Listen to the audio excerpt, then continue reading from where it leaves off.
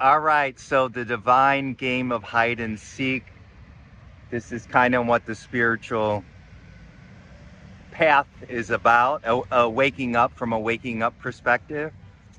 Um, and I think it was Alan Watts who I saw, or for the first time, him talking about the divine game of hide and seek.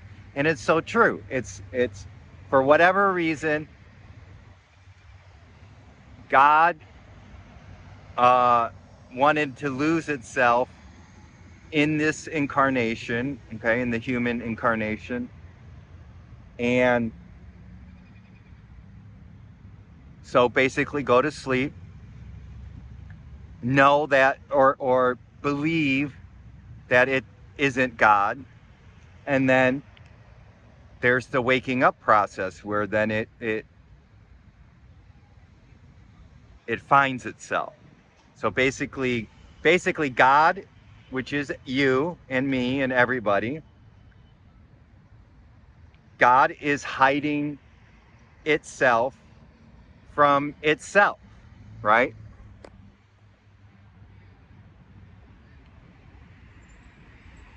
And to know itself, it wakes up and then it knows it through the integration process and through enlightenment, it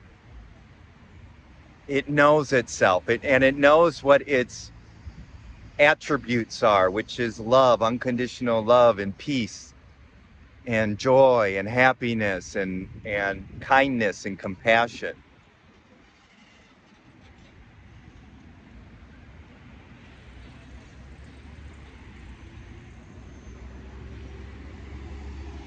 Because that is what flows through enlightened masters and enlightened people. If God was something else, if God was like a ruthless dictator of the sky, then enlightened people would be dictators and pricks and, people who start wars and whatnot. But that's not the attributes, the essence of God. And you really, when you find yourself, you're seeking, or God hides itself, and then we go through a seeking mode. Most of us.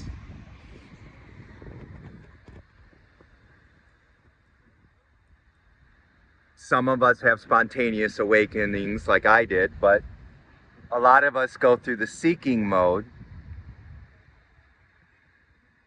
and then the awakening happens. And that it's the return to God. It's the return to your truth. Return to self. It's actually a brilliant, brilliant plan. I mean, I've said this before in other videos too. I mean, some might think it's a sadistic plan, you know,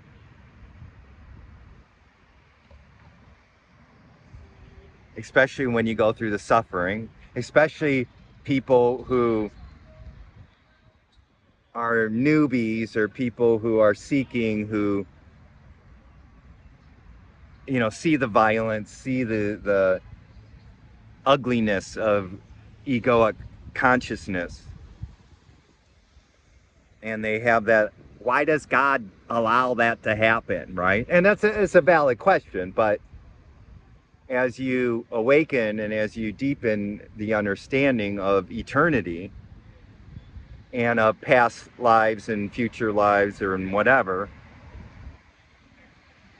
you understand that there's a divine plan and it's all perfect, right? The imperfections that the ego sees, there's a perfection behind it.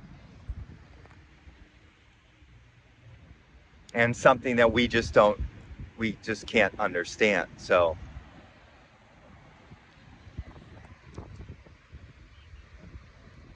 and there's times where I was like, even after my awakening, when I was still suffering pain bodies, I'm like, oh, I could do a better job than God. If I was God, I wouldn't have come up with this divine game of hide and seek and suffering, especially my suffering. I would have did it differently, right? The ego likes to play God, right? So, yeah. So the divine game of hide and seek. So that's I think that's a brilliant way to look at it. And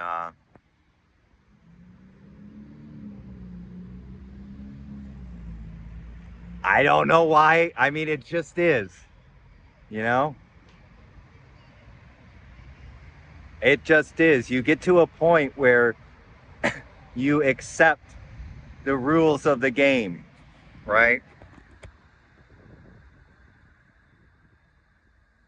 You get you get to the point where you have deep radical acceptance for the play, you know?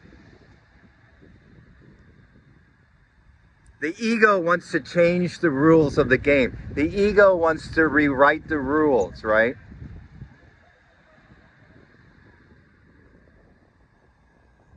And that's why, if you're doing that, that's why you're still suffering, because you're not accepting that this is the way it is. That's what spiritual teachers do. Good spiritual teachers do. They're like, hey, this is the deal. You could even you can either go with the rules of this game and just accept it and surrender to it and marinate in the game and allow the game to transform you into an enlightened being, or you could sort of fight the game and you know, maybe next incarnation. So anyways, yeah, divine game of hide and seek. It's like, remember and remember when you were kids too, and you used to play hide and seek. So you would, I mean, it, it's like when you see kids do that today, like you walk by a playground and you see kids do it today, and they're so earnest. You know, you have to be earnest too on this path. When you do the divine, when you seek and you really want to find yourself, you have to be earnest. You know, it's so cute when those kids start going, okay, okay, go hide, go hide. 1, 2, 3, 4, 5, right? And then the other kids, they like scatter, and they're like looking for really good hiding places, and they're all earnest, right? They haven't been like jaded yet, you know. They haven't been like sometimes you have older kids playing with the younger kids hide and seek, and the older kids are already getting jaded, right? And they're kind of like, oh, and they're just like playing along, but they're not really into it. And you know, because they're starting to get jaded. They're losing that innocence. They're not earnest anymore. They're becoming egos. They're becoming adults. That's kind of how fucked up it is, right? But we need to go through that anyways. Most of us need to go through that stage anyways of becoming ego adults, because it's a game of hide and seek. So, but the kids are very earnest, and they're like, 1, 2, 3, you know, and then they go, look, they're like, okay, I'm seeking. All right.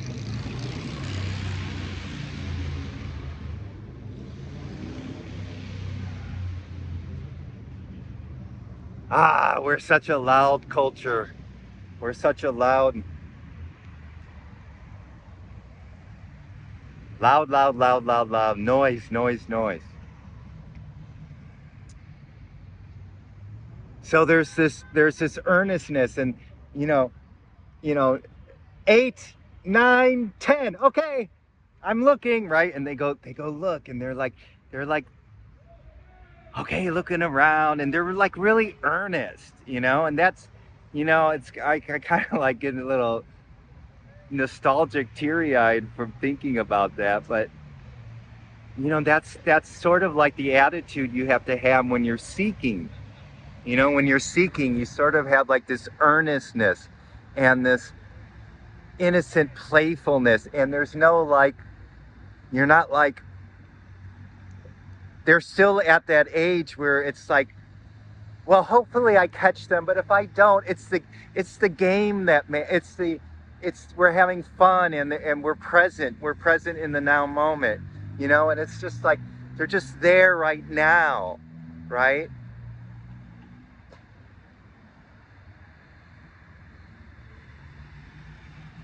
So that's what seeking should be like. You should have that attitude. You shouldn't have, you know,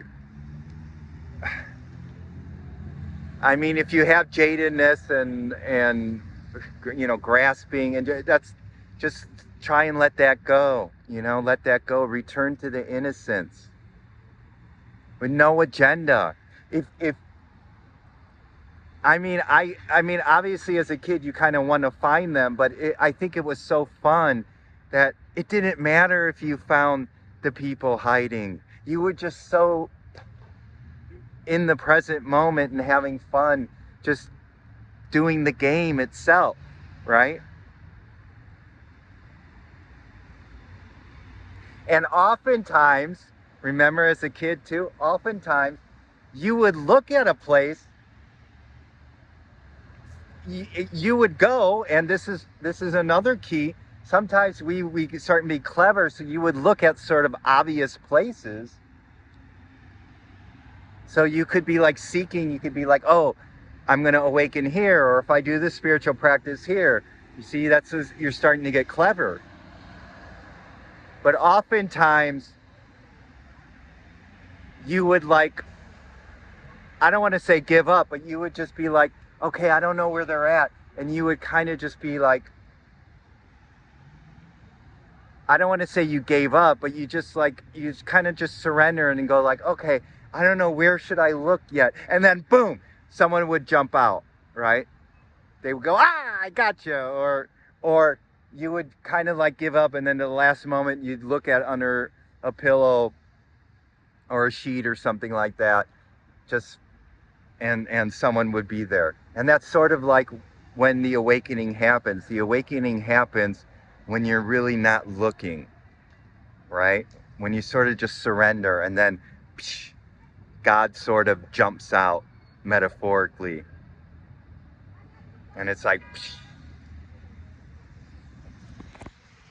It's sort of like my awakening when I was jogging around a park and I said a prayer for somebody. I surrendered, I mean, I didn't actively surrender, but I naturally surrendered. So I wasn't like, I was just like, it was like I was just, said a prayer. Okay, I surrender it, and whatever happens, happens. And I was just like, and suddenly God jumped out and said, hey, I'm here, you know?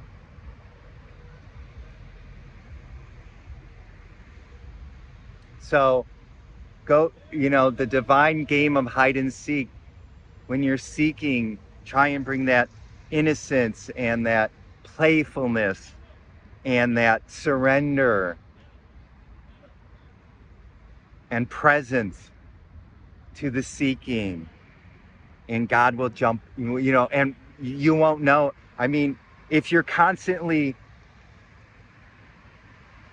sort of looking and, okay, like one of those hunting dogs, like, or you're constantly scanning for the awakening to happen, it's not going to happen, because your mind is Your energy field is trying to make it, see, you're trying to make it happen. Like in the world of form, this is why a lot of seekers, it doesn't happen, because they're using world of form strategies and actions to get to places, to get to goals. Like honking a horn is going to get me there faster. Driving really fast, taking this shortcut, doing, and yes, in the world of form, sometimes that does work. Okay. It adds a lot of stress, but not just to yourself, but others. So the seeking game, we bring a lot of the world of form energy into the seeking to awaken. And we know you gotta just, it doesn't work that way. All the strategies that works in the world of form does not work it for awakening. Okay. And I think that's why a lot of people miss. I mean, and so, yeah, so I don't know. The divine game of hide and seek, I think that's all, that's what I get. That's all I got. And you will be found. You will be found. There's an Evan Hansen, that musical Evan Hansen song. It's I think it's called "You Will Be Found."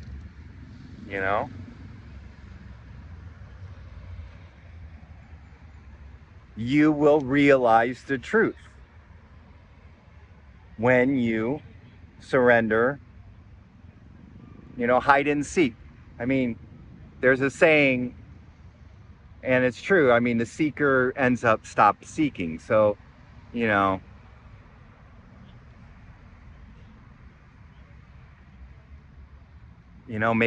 maybe be playful and maybe do a little hide and seek game, imaginary, where you're seeking for God, and then you're kind of like, okay, I'm no longer seeking God anymore. And he's going to jump out.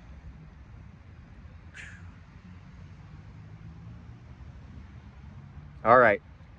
Hopefully this has been helpful. Love you and the sun. Here comes the sun. You see, this is what happens when you awaken. The sun comes out. Let's see if I get the shot. See, it's peeking behind that building. Here comes the sun. Do do do do. Here comes the sun. I say, it's all right. Love you, and until we meet again next time in the beautiful